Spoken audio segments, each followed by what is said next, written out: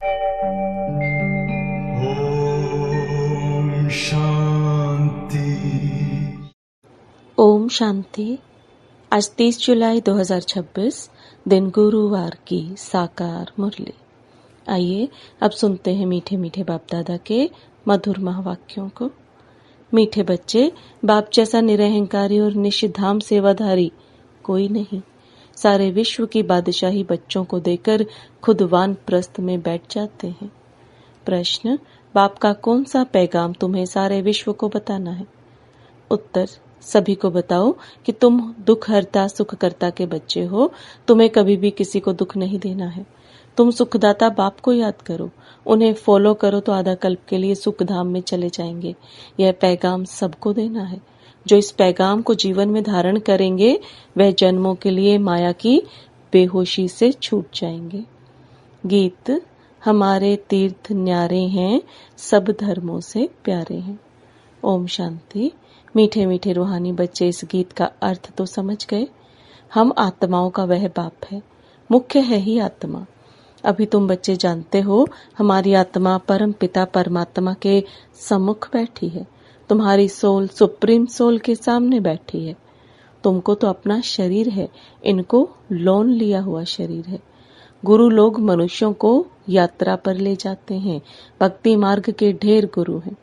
भारत में तो स्त्री अपने पति को भी गुरु ईश्वर समझती है। बाप बच्चों को समझाते हैं, तुम बच्चे हो ना, समझते हो हम बेहद के बाप के बच्चे हैं। बेहद का वर्षा फिर से लेने आए हैं।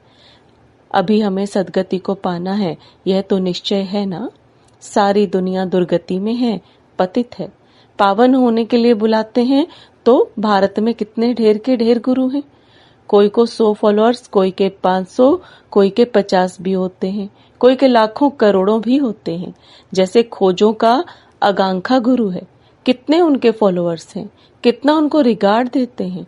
फिर भल कुछ भी करने वाला हो, लेकिन उनका मान कितना है। भक्ति मार्ग में गुरु अनेक हैं, फिर वह भी नंबरवार होते हैं। कोई की कमाई पद्मों की होती है, आकांक्षा की कमाई बहुत है। उनको हीरों में तोलकर दान किया था उनके शिष्यों ने। एक तरफ हीरे, दूसरे तरफ उनका गुरु। हीरे दान करते हैं, कितने हीरे होंगे। आजकल सोने में तो बहुतों को वजन कर देते हैं। दूसरा प्लेटिनियम होता है, वह सोने से भी ज्यादा कीमती होता है, वह भी वजन कर दिया था। गुरु का मर्तबा देखो कितना है। ऐसे गुरु लोग तो ढेर हैं। अब इस सतगुरु को तुम क्या देंगे? उनको वजन करेंगे, हीरे वजन कर देंगे?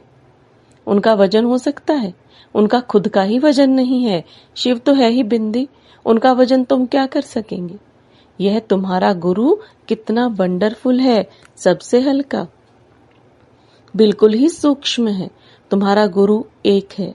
तुम जानते हो शिव बाबा तो दाता है। भगवान कभी कुछ ले नहीं सकते, वह तो देते हैं।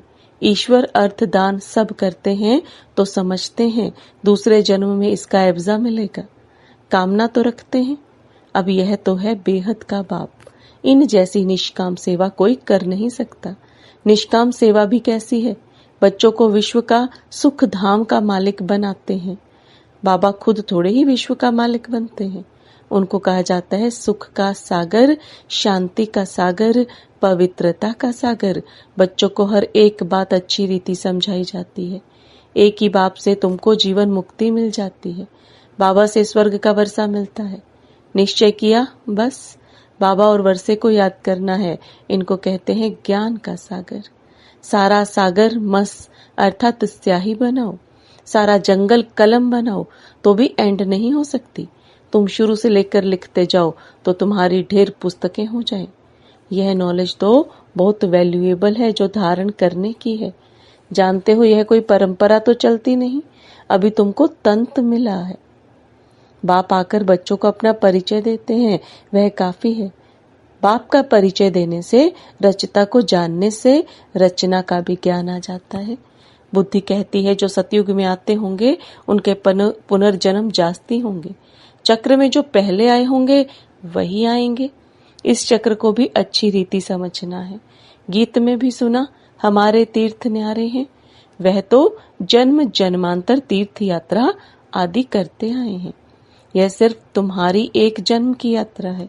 इस रूहानी यात्रा में जरा भी कोई तकलीफ नहीं। ज्ञान देने वाला एक ही सतगुरु है।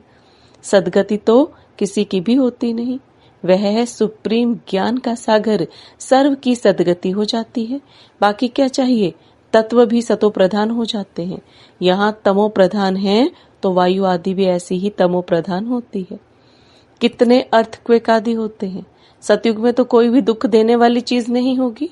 बाप है ही दुख हरता सुख करता। तुम उनके बच्चे हो, किसी को भी दुख नहीं देना है।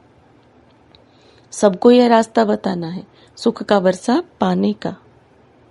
अब बाप कहते हैं तुमको सुख ही देना है। बाबा तुमको आधा कल्प के लिए ऐसा सुख देते हैं जो वहां दुख का नाम नहीं रहता। तुम जानते हो बाप से 21 जन्मों का वर्षा पाने हम यहाँ आए हैं। तुम स्टूडेंट हो ना, तुम्हारी दिल में है कि शिव बाबा से स्वर्ग का सुख लेते हैं तो सब दुख दूर हो जाएंगे।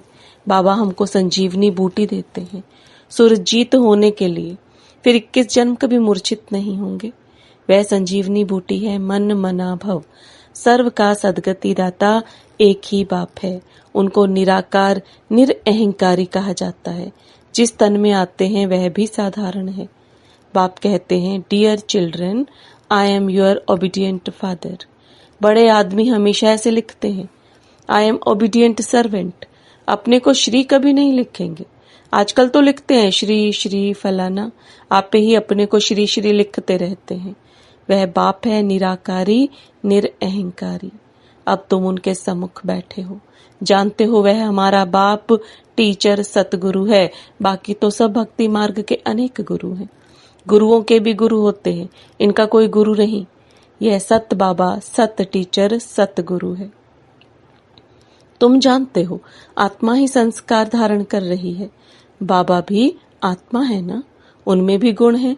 तुम्हारे गुण अलग अलग हो जाते हैं। इस समय जो गुण तुम्हारे में हैं वही बाप के हैं। फिर सतयुग में तुम्हारे दैवी गुण हो जाएंगे। बाप ज्ञान का सागर प्यार का सागर है। श्री कृष्ण की महिमा अलग है। शिव बाबा को 16 कला संपूर्ण नहीं कह सकते, वह तो स्थिर है ही।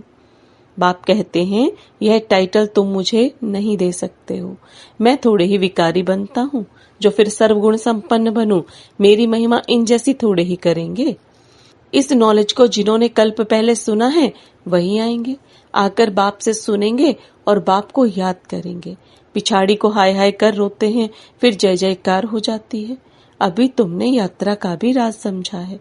इस यात्रा से फिर तुम कभी मृत्युलोक में लौटते नहीं हो।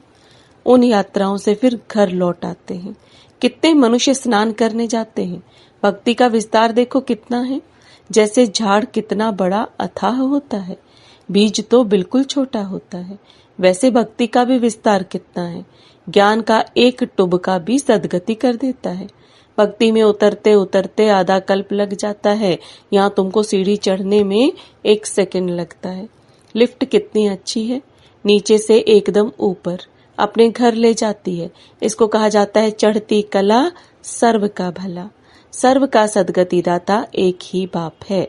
अब ज्ञान भक्ति का फर्क देखा। ज्ञान भक्ति वैराग्य है ना, सन्यासियों का है हद का वैराग्य। बाप ने समझाया है वैराग्य 2 प्रकार का है। एक है हद का वैराग्य जिससे कोई सदगति नहीं होती, दूसरा है बेहद का वैराग्य जिससे तुम्हारी सदगति हो जाती है। अभी सदगति के लिए तुम बच्चों को श्रीमत मिलती है, श्रेष्ठ ते श्रेष्ठ बनने की। अब श्रेष्ठ दुनिया की स्थापना हो रही है श्रीमत पर। यह भ्रष्ट दुनिया रावण की मत पर बनी है। हम श्रेष्ठ बन रहे हैं। यह बातें तुम ही जानो, दुनिया बिल्कुल नहीं जानती है। तुम्हारे लिए तो कहते हैं यह ब्रह्मा कुमारियां विनाश कराने वाली हैं। सचमुच विनाश तो होना ही है, इससे ही तो कल्याण होना है। कल्याणकारी बाप आते हैं तो महाभारी लड़ाई लगती है। कहेंगे हमने कहा था ना कि ब्रह्मा कुमारियां विनाश करेंगे। बरोबर विनाश तो होना ही है। पुरानी दुनिया विनाश होगी, हम नई दुनिया स्थापन करते हैं। पुरानी के बाद नई जरूर है ही। कल्प पहले विनाश होता है, तभी भारत में स्वर्ग के द्वार खुलते हैं। परंतु वे लोग समझे कैसे, आगे चलकर बहुत समझेंगे। बाप जब आते हैं तो पुरानी दुनिया सारी स्वाहा हो जाती है। तुम्हारा यह यज्ञ तो वंडरफुल है जिसमें आहुति पड़नी है, यह भी तुम जानो और न जाने कोई। विजय तो पांडवों की होनी है और सब खत्म हो जाएंगे, बाकी तुम पांडव रहते हो, फिर नई दुनिया में राज्य करते हो। यह नॉलेज बड़ी वंडरफुल है। सबका दुख हरता, सुख करता, सदगति देने वाला एक ही बाप है। कितना मीठा, कितना प्यारा बाप है। कहते आए हो मीठे बाबा, आप जब आएंगे तो आप पर हम वारी जाएंगे। मेरा तो आप दूसरा ना कोई। इसका मतलब यह नहीं कि घर बार छोड़ यहाँ आकर बैठेंगे, नहीं। गृहस्थ व्यवहार में भल रहो, 7 रोज का कोर्स ले, फिर कहाँ भी जाओ, मन मना भव। बाप को याद करना है और वर्षा पाना है, बस याद की यात्रा में रहना है, इससे ही बेड़ा पार है। यह भी तुम जानते हो। पवित्र रहना है, छी छी खाना आदि नहीं खाना है। मुरली तो मिलती ही है, कोई समय मुरली भी नहीं मिलेगी। आफतें आएंगी, हंगामा आदि हो जाएगा तो मुरली मिल नहीं सकेगी। तुम इन आंखों से जो कुछ देखते हो वह नहीं रहेगा, सब भस्म हो जाएगा। प्रलय तो होती नहीं, दुनिया तो एक ही है, नई सो पुरानी होती है। न्यू वर्ल्ड ओल्ड वर्ल्ड कहा जाता है। अब तो कहेंगे यह ओल्ड वर्ल्ड है, बाकी थोड़ा समय है। वह कहते हैं कल्प की आयु लाखों वर्ष है, कलयुग के लिए कहते हैं 40,000 वर्ष पड़े हैं, वास्तव में 5,000 वर्ष का चक्र है। तुम्हारी बुद्धि में सारी नॉलेज है। मनुष्य तो बिल्कुल पत्थर बुद्धि है। एक्टर्स होकर ड्रामा के क्रिएटर डायरेक्टर को ना जाने तो उनको क्या कहेंगे। वर्ल्ड की हिस्ट्री ज्योग्राफी कैसे रिपीट होती है यह तो जानना चाहिए ना। जो अच्छी रीति जानते हैं, बुद्धि में धारण कर औरों को धारण कराते हैं, वह ऊंच से ऊंच पद पाते हैं। बाप कहते हैं जो नॉलेज मेरे में थी वह अब तुमको दे रहा हूँ। ड्रामा प्लान अनुसार मैं रिपीट करता हूँ। मेरा भी ड्रामा में पार्ट है, भक्ति मार्ग में भी पार्ट बजाया। अब तुमको आकर अपना और रचना के आदि मध्य अंत का परिचय देता हूँ। मैं भी ड्रामा के बंधन में हूँ, मैं आता ही एक बार हूँ। अपना परिचय देने और रचना के आदि मध्य अंत का नॉलेज सुनाने। अच्छा, मीठे मीठे सिकिलदे बच्चों प्रति माता पिता बाप दादा का याद प्यार और गुड मॉर्निंग। रूहानी बाप की रूहानी बच्चों को नमस्ते। रूहानी बच्चों की रूहानी बाप दादा को याद प्यार, गुड मॉर्निंग और नमस्ते। धारणा के लिए मुख्य सार, बाप समान ओबीडियंट बनना है, कभी भी किसी बात में अपना अहंकार नहीं दिखाना है, निराकारी और निरअहंकारी होकर रहना है।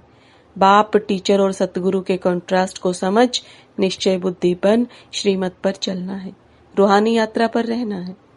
वरदान, पुरुषार्थ शब्द को यथार्थ रीति से यूज कर सदा आगे बढ़ने वाले श्रेष्ठ पुरुषार्थी भव। पुरुषार्थ शब्द को यथार्थ रीति से यूज कर सदा आगे बढ़ने वाले श्रेष्ठ पुरुषार्थी भव। अब बाप दादा के वरदान को विस्तार में समझेंगे। कई बार पुरुषार्थी शब्द भी हार खाने में व असफलता प्राप्त होने में अच्छी ढाल बन जाता है।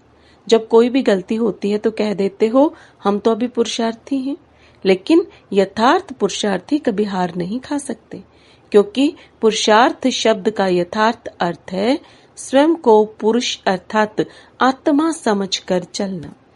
ऐसे आत्मिक स्थिति में रहने वाले पुरुषार्थी तो सदैव मंजिल को सामने रखते हुए चलते हैं, वे कभी रुकते नहीं, हिम्मत उल्लास छोड़ते नहीं। स्लोगन, मास्टर सर्वशक्तिमान की स्मृति में रहो, यह स्मृति ही मालिकपन की स्मृति दिलाती है। मास्टर सर्वशक्तिमान की स्मृति में रहो, यही स्मृति ही मालिकपन की स्मृति दिलाती है। ये अव्यक्त इशारे ज्वाला स्वरूप स्थिति में रह शक्तिशाली याद का अनुभव करो। कोई भी कार्य करते व बात करते बीच बीच में संकल्पों की ट्रैफिक को स्टॉप करो। 1 मिनट के लिए भी मन के संकल्पों को, चाहे शरीर द्वारा चलते हुए कर्म को बीच में रोक कर भी यह प्रैक्टिस करो, तब बिंदु रूप की पावरफुल स्टेज पर स्थित हो सकेंगे। जैसे अव्यक्त स्थिति में रह कार्य करना सरल होता जा रहा है, वैसे ही यह बिंदु रूप की स्थिति भी सहज हो जाए, तो यही योग की ज्वाला स्वरूप स्थिति है। ओम शांति। ॐ शांति।